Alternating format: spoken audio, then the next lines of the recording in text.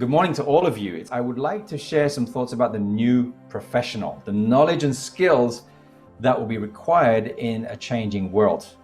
My name is Avinash Chandarana, and I'm the Global Learning and Development Director at MCI Group. And I wanted to share with you, first of all, a little bit about my global nomadic journey, so you can get a sense of my background, because it blends very well with this concept also, I believe, in terms of how we need to adapt to a changing world, and also along with all the changes that we're experiencing in terms of our careers, our jobs, and everything being influenced by what's happening in the world today as we know it. Actually, I was born in Africa and Uganda. I'm an Indian by DNA. I was raised and educated in the UK, just outside of London. I lived and worked in the United States. I've also lived for a short period of time in Norway.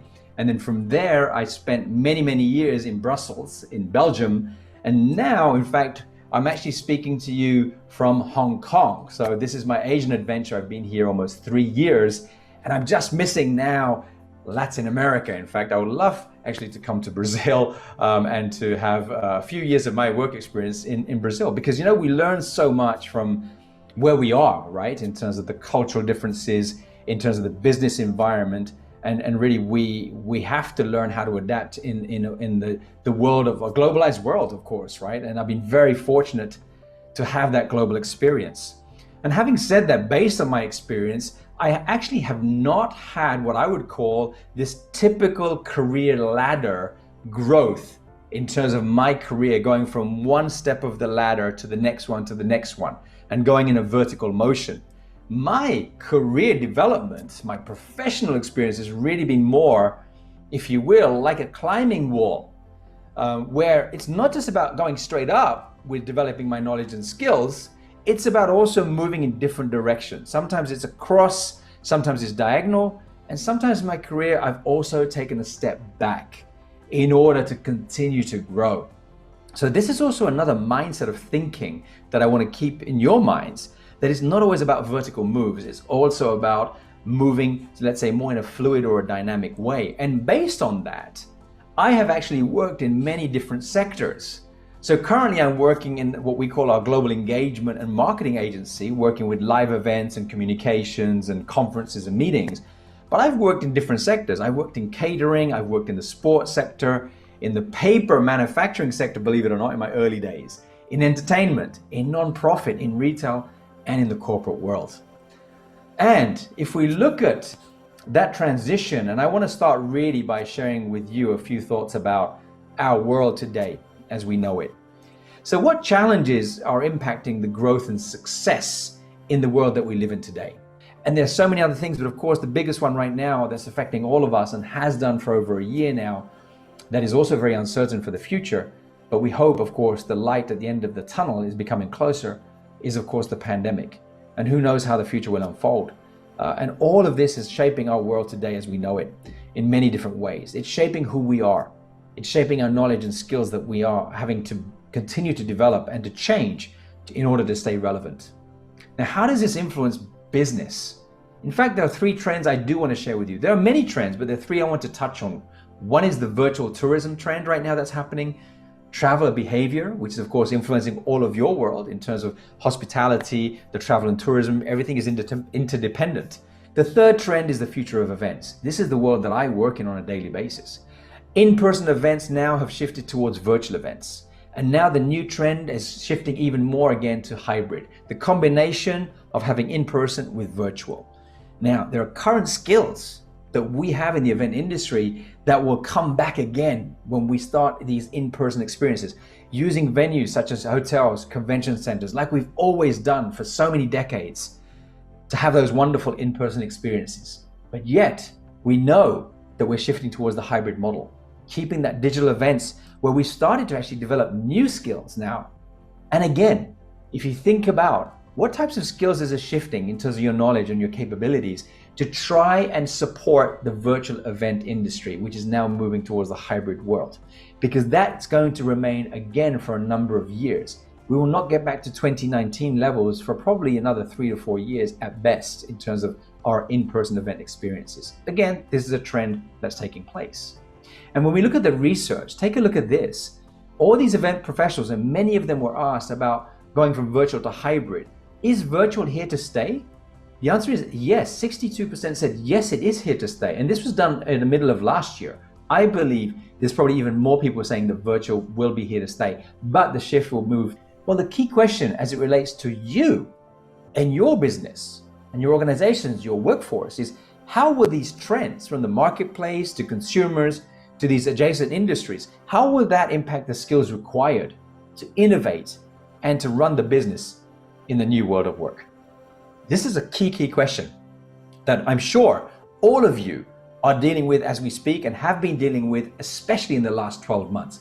And you will continue to deal with as a question that you need to respond to and have the strategy in the coming years as well. And also get ready for the mind shift from the following. You've heard of WFH, working from home. And a lot of your teams, either they've been let go, sadly, okay, or they've been furloughed, okay, temporarily, and they will come back. But they've been having to find ways and working also in new roles to work from home. But now that shift is going to be also from working from anywhere. Now, of course, if you're working with a physical venue, a physical hotel, you're going to have, of course, staff on site, no doubt about it. But their roles, their functions may be shifting because of these trends that we are talking about and that we're seeing. But new job roles will also probably start up. They will start up and they may be working from anywhere, the WFA. And that is something that is going to endure probably now for many years to come. All of us have experienced that. And now I think the research is showing at least 35% or 40% of people are saying, I want to have the opportunity to continue to at least have 2 days out of 5 working from home. At least 2 days out of 5, if not 2.5 days out of 5. Again, that has an influence on the knowledge and skills required from those working from anywhere, as well as those managing those teams who may be physically present somewhere else. And this is another shift in mindset, because all of a sudden, work is now something that you do. It is not a place where you go. Again, work is a thing that you do, not a place where you go. Now, the future and what lies ahead, we know that companies will need more people who also put human behavior at the heart of what they do. So on one side, there's the digital transformation. On the other side, and what's going to become even more important, is human centricity. And yes, digital will still, however, be integral and the foundation of every experience that we will work with and be a part of. And user experience, that customer journey, the touch points that we have to be very much aware of, based on all these trends and what's happening in the marketplace and with customer behavior, will overtake price and product as a key brand differentiator by 2025. So when we think about knowledge and skills, I actually define this in 2 main circles. What I call high touch, the emotional intelligence, the human centricity, combined with high tech. And this is the dawn of the new professional in the working environment. No matter which industry we talk about, I believe high touch and high tech is exactly the combined intersection of the new professional. But yet, let's not forget, reinvention can be hard. When we think about the knowledge and skills that we've had developed and been educated with over the past few years or decades, it's hard to change. It is hard to change, let's face it, but it's not impossible to change. This is what we're facing right now. If we look at this simple chart, we were here 1 year ago. We knew what we knew. We had the knowledge and skills developed. We were experts and professionals in our field. We still believe we are professionals and experts in our field. But now the world has changed, and it continues to change at a rapid pace, not just because of the pandemic, but also because of the 4th Industrial Revolution. Combine those 2 things together, we are now realizing that we don't know what we don't know. Or we do know that we don't know how, for example, to do virtual events. Or we know that we don't have skills in digital marketing, for example, because that's the new trend and that's how we're going to build connections with the virtual customer base, as an example. So this is where we're moving, is that in areas of we don't know what we don't know, and we're still learning, it's a blind spot, but we also know that we don't have certain skills that we have to continue to develop. Okay, and this is the challenge that we face. And also keep in mind, when we think about skills, skills have a lifespan, or what we call a shelf life of relevance. And all the research is showing right now, especially in the world of customer experience, customer service, of which the industry that you work in, that I work in, the lifespan of skills is rapidly diminishing. In fact, the research is showing that skills only have a shelf life of about 5 years. And some people are arguing that skills are rapidly losing their relevance in even less than 5 years. So this is a big challenge for us to keep up to date on a regular basis. And why is that important and relevant? Because take a look at how long we're living. We are living much longer. It also means that we're going to have to work longer for a career, maybe up to 60 years or more for the people that are starting out in their first ever job.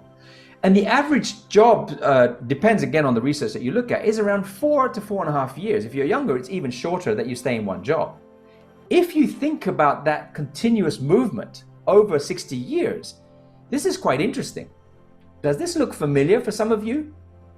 We actually went to university or college to study, and we got a degree, or we graduated in hotel and tourism, whatever it was that you graduated in. And then you started to work, and you continue to work. And oftentimes you may stay quite a long time with the same company. And then you enjoy the rest of your life, you retire, have a good time, and then sadly, maybe life comes to an end. Rest in peace. However, the new world has shifted and it's changed. Think again about the old model. We now we go and study, we work, and we work, and we work, and we work. But what's interesting now is, in order for us to stay relevant in the workplace and in the marketplace, we have to continue to learn and probably relearn and maybe unlearn old skills and bad habits and behaviors and relearn again, and even reinvent ourselves or reskill ourselves. And we continue that cycle over and over again as the marketplace shifts and changes, just like it's been doing for the past few years. And maybe you get to retire. Let's hope so. So this is the new shifting world of work. And the era of upskilling and reskilling has finally arrived. If it wasn't there before, it truly is with us now. And that is because technology is pushing us to adapt and to change at a rapid pace that like never before.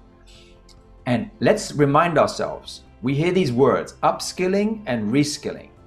Upskilling is, just to remind ourselves, is learning a new skill within the same job function that we have. So if you're someone that's been doing marketing, then you probably upskill to learn more about digital marketing or social media, for example, marketing, for example. So that's upskilling.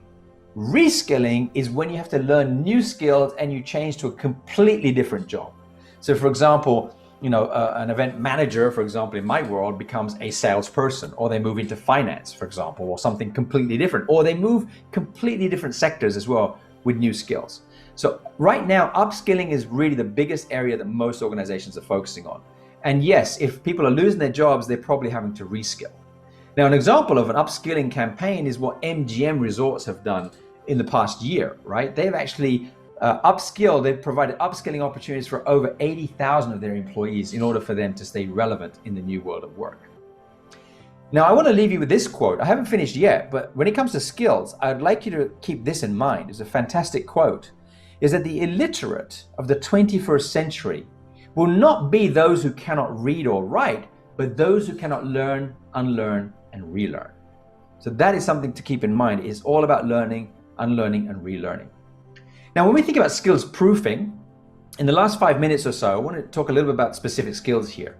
So we're going to focus on what we call combinatorial skills. These are skills that is about expertise. So in a function itself, we're going to have to continue to build our functional skills and our digital skills, which is something to specifically do to achieve a task. But at the same time, we also need to continue to develop our social skills, our emotional intelligence, and entrepreneurial skills. Okay, that's human centricity skills. This is what we call the combinatorial skills. Now, when we think about reskilling as well and upskilling, so reskilling and upskilling is actually in the event industry. I'll give you this example, and there'll be specifics for your area as well. Digital skills are very clear. Sales and marketing skills, adapting to the new normal. Continuity and scenario planning. We didn't know about the pandemic, and now we had to learn how to deal with that. So we need to be much smarter and faster and agile of how do we deal with any challenges in the future and have continuity and contingency plans and scenarios. So that's going to be important, is having those skill sets. Soft skills, we talked about that, dealing with emotionally stressed people, right? Who are really struggling with what's happening in the environment. How do we monetize in the new business world? Because you have new solutions that you're offering, how do we monetize that? That's something that's happening in the event industry for sure. And of course, health and safety. How do we make sure that our environment, our events, our venues, our centers, for example, are really geared up to really be providing that health and safety, and therefore the trust in our customers, so they feel good to go back to what it was like before, hopefully, in terms of those in-person experiences. And when we think about the new world, the business skills, well, customer experience is definitely an area that's also, again, shifting. The focus on customer service, but again, I mentioned it earlier, what are those new touch points now in the new world of work, with customer journey mapping, for example, as a skills, design thinking and creativity, digital marketing, social media, content creation, all of that is important. And community engagement, again, very important as a skill. Data, a huge area. The amount of data you are capturing and will continue to capture through all of the digital activations that are happening through your website, through social media, on site, in your hotels, in venues and centers. All of that is going to give you so much data. There's so much power, but how do you leverage that? And how do you visualize that data and tell stories from that data and make smarter business decisions? And business and financial acumen will continue to be an area of focus as well. And as we close here, in a world of artificial intelligence, automation, robotics, 5G, IoT, blockchain, and yes, pandemics, the value add of the human worker will focus on enduring human skills. Regardless of those digital skills that we've talked about, from digital marketing, social media, data analysis, etc. All of these things, yes, will evolve and will continue to influence who we are and how we work and the skills and knowledge we have to develop. But ultimately, the future will still require skills such as intuition, creativity, and emotional intelligence. Now, with that in mind, if we as human beings, as professionals, continue to increase our rate of change, being faster than the society's rate of change, then good things will happen. However, a word of warning and a challenge to all of us is, if society's rate of change is greater than our ability and our rate of change as organizations and as human beings, then difficult things will be ahead of us. But we will start to increase our ability in order to learn, to relearn, and unlearn our skills as well. That will become a behavior change, and our focus will be to become continuous learners. If we build those skills of being continuous learners and realizing that we have to keep studying, learning, changing behaviors, adapting behaviors, then our rate of change will continue at a very good pace. The last thing I want to end on is this quote, and I strongly believe in this fantastic quote from Charles Darwin. It's not the strongest of the species that survive, nor the most intelligent, but the one most responsive to change. Thank you very much.